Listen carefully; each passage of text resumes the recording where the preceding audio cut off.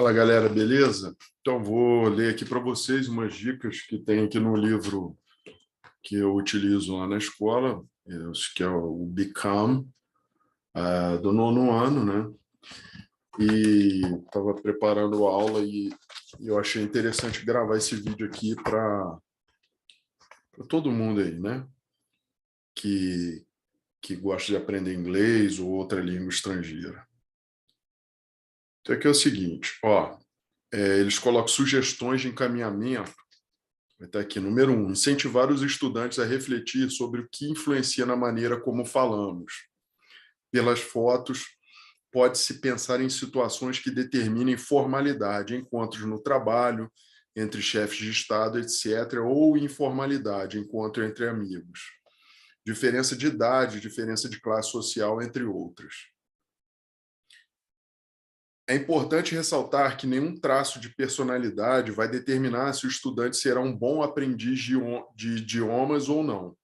Para todos, há vantagens.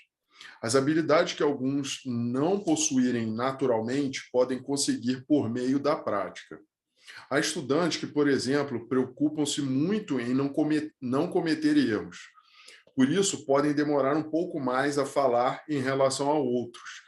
E, quando começam a falar, são menos fluentes, porque param para pensar na melhor forma de se expressar e se avaliam constantemente enquanto falam.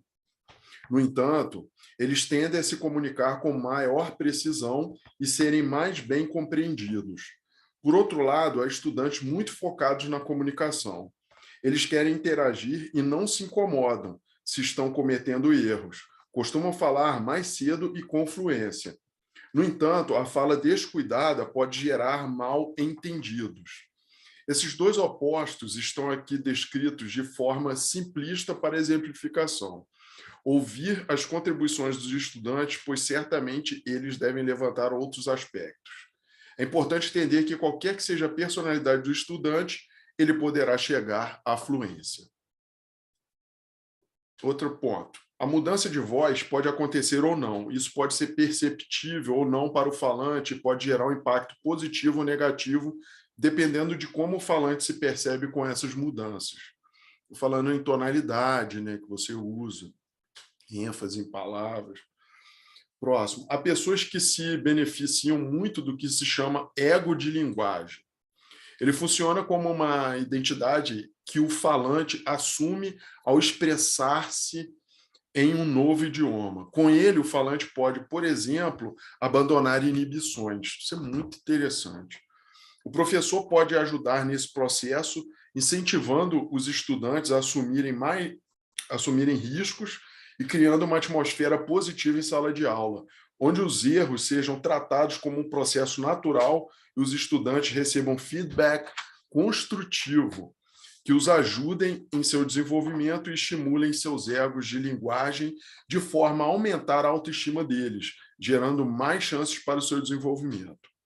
E outro ponto interessante que também é esse aqui. Ressaltar que não existe resposta certa e que enquanto alguns estudantes precisam se cobrar menos e ser menos rígidos, outros precisam se monitorar mais e aprender a se controlar. O importante é que todos possam se autoavaliar e se conhecer para conseguirem se ajudar e se desenvolver. Incentivar a reflexão sobre como um feedback construtivo de um colega pode ajudar tanto aquele que se dá... Peraí. Incentivar a reflexão sobre como um feedback construtivo de um colega pode ajudar tanto aquele que dá o feedback, pois ele se empodera ao se colocar no papel daquele que sabe, quanto aquele que o recebe, que tem a chance de tirar suas dúvidas com um colega que muitas vezes consegue entender a dificuldade pela qual ele está passando melhor do que o professor. E outro ponto aqui também é esse aqui, ó, dizer-lhes que individualmente façam as suas escolhas e as anotem em seus cadernos, sugerir que a cada bimestre eles retomem essas anotações para se autoavaliarem. Estão conseguindo utilizar estratégias? Gostariam de tentar novas? Tá? E é isso aí, galera. Tem uma outra informação aqui que eles dão, que é sobre visualização. Esta é uma estratégia que ajuda aprendizes na compreensão de texto, principalmente nos primeiros estágios de aprendizagem. consiste em solicitar que os estudantes criem uma imagem mental sobre o que está sendo lido ou escutado.